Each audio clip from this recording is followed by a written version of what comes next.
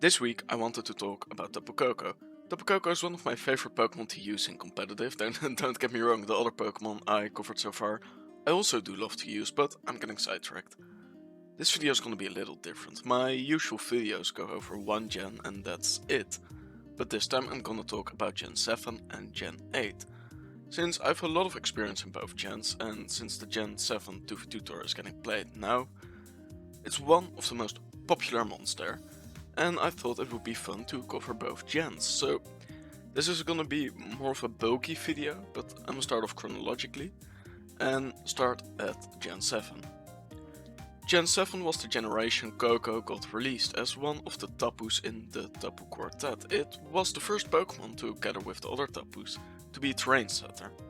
Before we got those Pokemon there was no way of setting up terrain by switching in, so that was pretty huge when we got that extra option of setting up terrain. While Tapu Koko certainly is not weak, it's also certainly not that strong, since it has only 95 special attack, which you will be using since its physical move pool is, well, let me show you.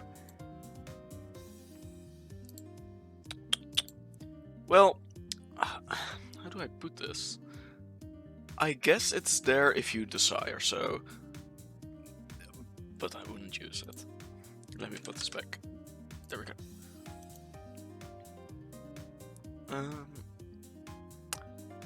Something to note in general, or like when you're using Tapu Koko, in Gen 7 terrain was a 1.5 boost instead of its current 1.3 times boost, which makes the Tapu Koko got a specs boost on all its electric moves, where its allies but also its enemies can benefit from. It's probably very clear now that when you use Tapu Koko you mainly use it for its terrain abilities. Since there are much stronger fairy and electric Pokemon out there, but now I think of it, not that much faster Pokemon, since Tapu Koko boasts an impressive 130 speed. It outspeeds Sard-Y with ease, which is pretty good for an electric type to be capable of. Nevertheless, as I said, you will very likely use Koko mostly for setting up terrain, so more on that now. While electric terrain, which from now on I will be referring to as E-Terrain, does not only give you a 1.5 electric boost, it also stops/prevents Pokemon from falling asleep, which is very useful for those pesky Munguses or Yan or whatever, but it also provides great synergy for other Pokemon with an electric move pool, where especially Raichu Alolan benefit from. In case you haven't been following the Gen 7 2v2 tour, I'll talk you up to speed. Alolan Raichu gets the ability Search Server, which doubles its speed when it's in E-Terrain, making it outspeed almost everything, including Scarfers. It's a bit of the Regieleki of its time. And if you combine that with Fake Out and 110 speed plus 95 special attack, where you get an electric 1.5 boost on top of from E-Terrain, you get a really solid core for 2v2. This doesn't really put in that much work in normal WOU, but for 2v2 it's one, if not the best cores out there.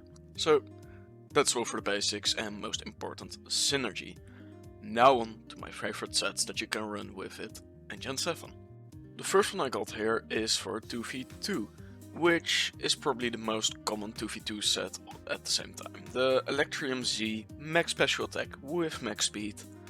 It does the job, it does what you want it to do, but there is one pretty cool thing about this, and it is that you can actually one-shot Mega Metagross with the Z move, which is pretty crazy if you ask me.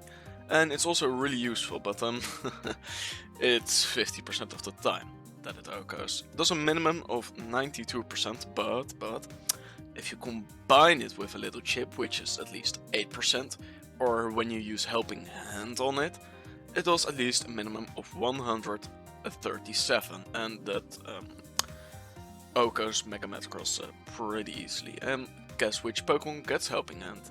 That's right, Raichu Alolan, although you are, in my opinion, better off just chipping it. And for WOU, we got my personal favorite set, which is the Spec set. But before I delve into that, I wanted to say that the reason why I got such a small amount of sets here is because of its move pool, since Koko sets are basically the same for moves, and then just with some different items on it, like a Life Orb, Scarf or Z move. Also, the 2v2 set is completely fine for WOU, just saying, but back to specs. For the spec sets, you run specs on it, that's pretty self-explanatory.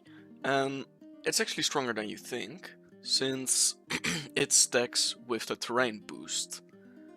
But that's most there is to say about its Gen 7 presence. Now in Gen 8 there are some more contenders on the block for being the best terrain setter. While Bulu got stomped off his throne by Rillaboom, more on that later. While Lele might not have gotten replaced by Indeedee, it certainly made Psychic Terrain a whole lot more prevalent, especially when Expanding Force was introduced. But Tapu Koko didn't really get touched by Pincurchin, since it's, you know, Pincurchin. In conclusion, terrain got much more prevalent and much more important.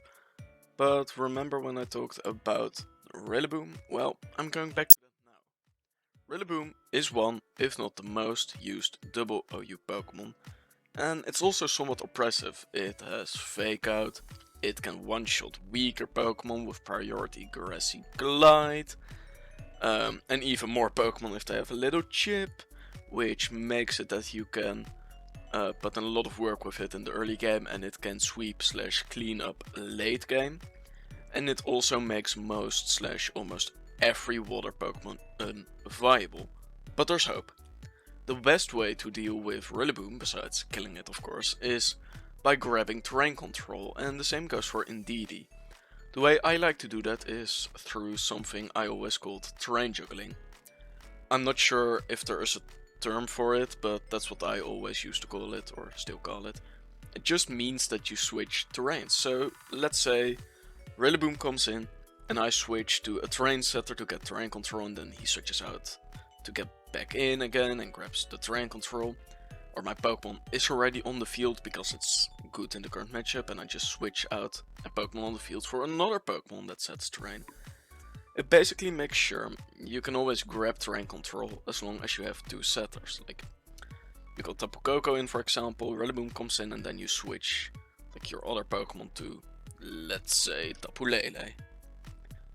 My favorite way to terrain juggle is with my duo Tapu Core, which consists out of Koko and Lele. Let me just go to that right now. I'm back.